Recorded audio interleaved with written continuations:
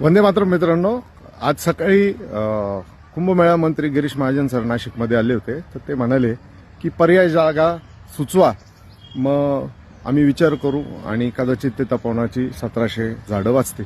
तर महाजन सर, आता मी उभा आहे नेहरू नगरमध्ये.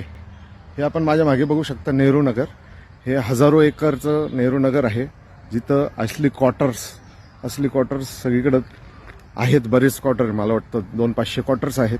त्या क्वार्टरचा वापर साधू महंतांना राहण्यासाठी करता येईल. इथं जर मेंटेनन्स केलं, इथं साफसफाई केली, साधू महंतांना इथं राहता येईल. त्याचप्रमाणे नेहरू नगरच्या बाजूलाच गांधीनगर सुद्धा आहे. तिथे देखील असेच क्वार्टर बेवारस पडलेले आहे. तर नेहरू नगर आणि गांधीनगर जवळजवळ 95% रिकामच आहे. मोठे मोठे पटांगण आहेत. असे 500-1000 क्वार्टर्स दोन्ही मिळून असतील. तुम्हाला त्या पटांगणांमध्ये स्थायी रूपामध्ये शेड पण बांधता येतील.